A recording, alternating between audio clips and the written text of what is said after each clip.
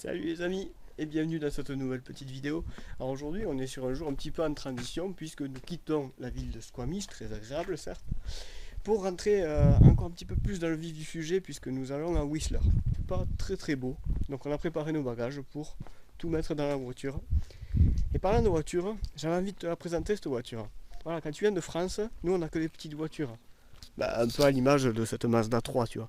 Mais nous, du coup, il nous fallait une voiture assez grosse en fait pour mettre les vélos et nos bagages et nous aussi, accessoirement. Donc, on a loué quelque chose de très gros, mais il ne fallait pas moins pour 4 vélos et 4 personnes. Le Chevrolet Suburban. Pour la petite histoire, le Chevrolet Suburban, c'est quoi? C'est un SUV. Et figure-toi que c'est le SUV le plus ancien en fait, le tout premier SUV de l'histoire de l'automobile. Puisque c'est Chevrolet qui a eu l'idée de faire ce genre de gros poulet en 1950 ou dans ces eaux. Et ça fait plus de 60 ans que ça dure. Là les clés. Comme tu vois, tu peux ouvrir le coffre ou juste ouvrir la vitre arrière. Tu peux ouvrir que ça. Bon, c'est pas très utile parce que tu vois, avec ma taille de lilliputienne, tu vois, bon, moi j'ai aucun intérêt à faire ça.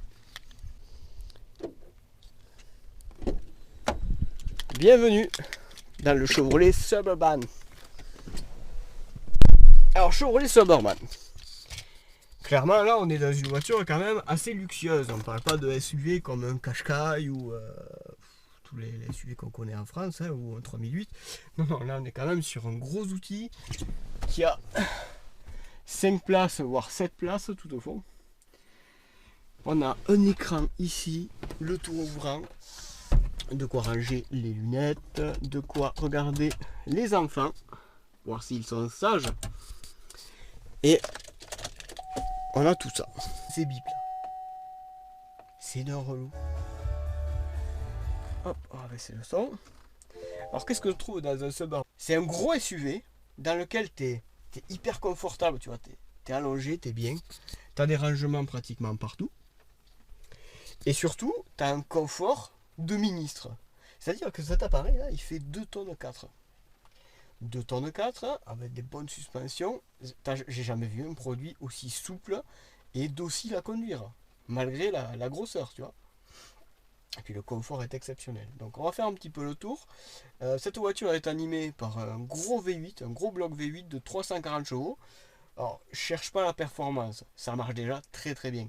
Par contre, c'est un V8 qui est limité au compteur à 4005, tu vois.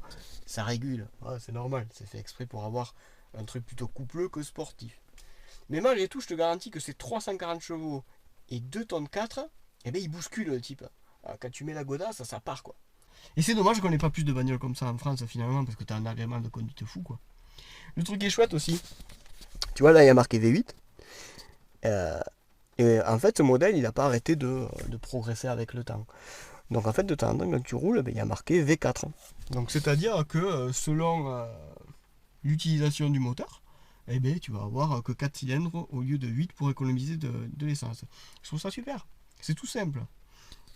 Alors ensuite, ce qui fait la particularité de ce SUV, c'est que c'est un SUV typé 4x4 quand même. Donc on se retrouve avec ce genre de petit bouton où, bon, tu as le mode automatique, où tu peux avoir 4 roues motrices ou 2 roues motrices seulement.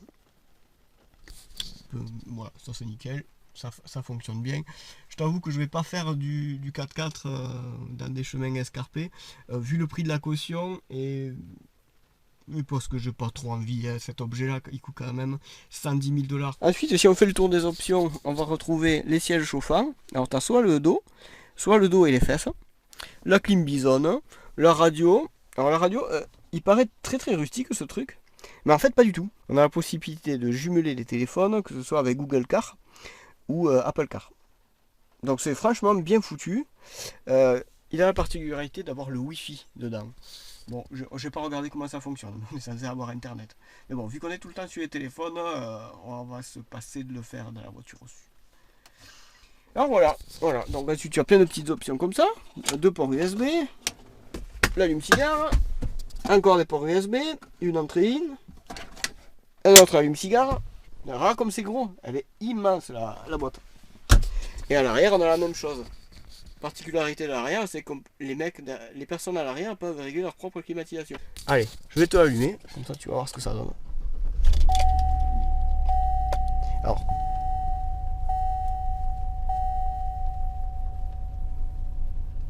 Voilà, tu vois. Et alors, charge à 14 volts. Bon, là, il est froid. Hier, j'ai fait le plein. Enfin, j'ai voulu faire le plein.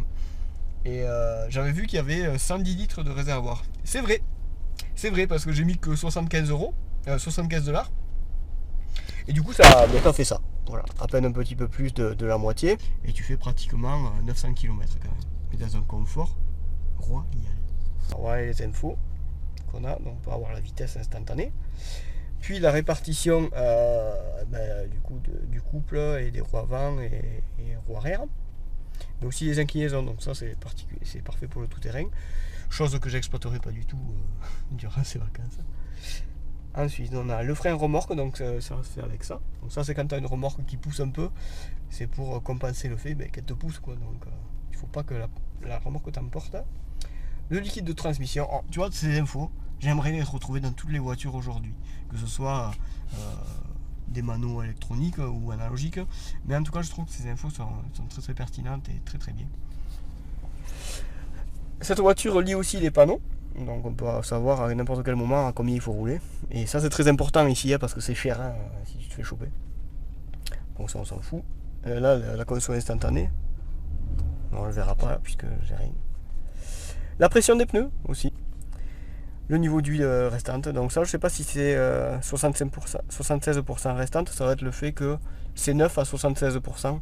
Donc c'est pas pour encore la vidange. L'autonomie de carburant bien sûr. Et on retourne au début.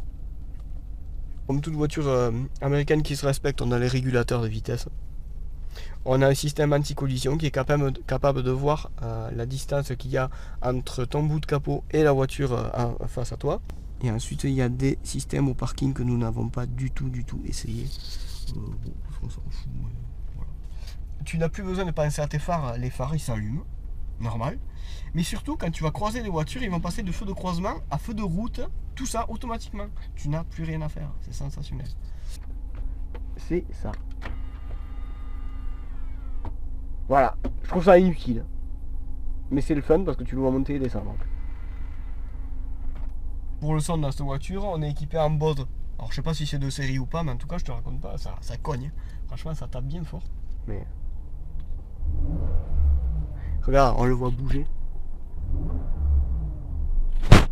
Ouais, c'est un gros poulet, le V8. Franchement, je pense qu'il arrive jusqu'ici à peu près. Ouais, quand tu ouvres le capot, c'est impressionnant, hein, vraiment. Par contre, moi avec ma taille, encore une fois, je peux pas aller chercher le niveau d'huile, tu sais, la jauge, je suis obligé de prendre un petit escabeau. Bon, ça tombe bien puisque la voiture, elle est pas à moi et j'aurais pas à le faire. Nous voilà aux places arrière. Donc, comme je te disais, c'est vraiment immense. Hein.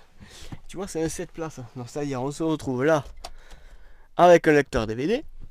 Là, avec un lecteur DVD aussi. Des trucs qui s'allument à droite à gauche. Les aérations au plafond. Comme un avion, en fait, pratiquement. Et le truc qui est génial, c'est que là, tu as un petit port HDMI sur lequel tu peux brancher genre un USB type C ou tout ce que tu as en HDMI pour regarder ta télé là-haut. Tu as même un chargeur ici. La climatisation, comme je te disais devant, elle est indépendante aussi à l'arrière, donc tu te le règles aux petits oignons. Là, on a le support de ministre ou de gros, au choix. Hop. Et ensuite, à l'arrière, ben ouais, tu vois, les deux places elles sont là encore. Donc on est sur un produit 7 places qui est immense. Et là, je sais pas si tu entends, ça résonne un petit peu. Là, je vais te montrer le coffre pour finir avec cette vidéo. Hop. Le coffre. C'est génial. Tu vois le seuil de chargement là? Tu vois la hauteur là? Mais la hauteur, c'est le défaut de cet engin. C'est-à-dire...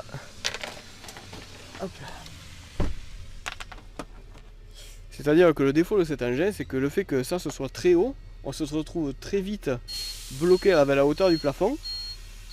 Ah putain de bus. On se retrouve très vite à la hauteur du plafond, donc du coup quand tu as 4 vélos, ils rentrent pile poil là, ils vont taper jusqu'au fond.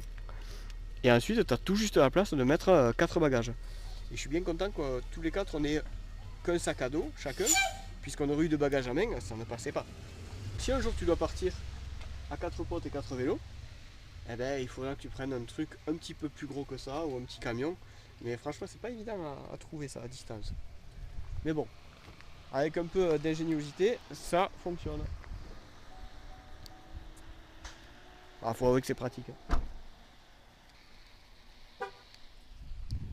Donc le tut là, c'est l'alarme parce que toutes les voitures américaines, enfin, en tout cas sur ce continent, ont toutes une alarme qui fonctionne avec le klaxon.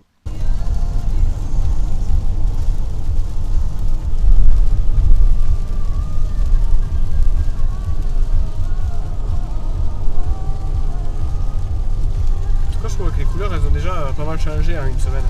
Ouais. C'est impressionnant. Il pleut.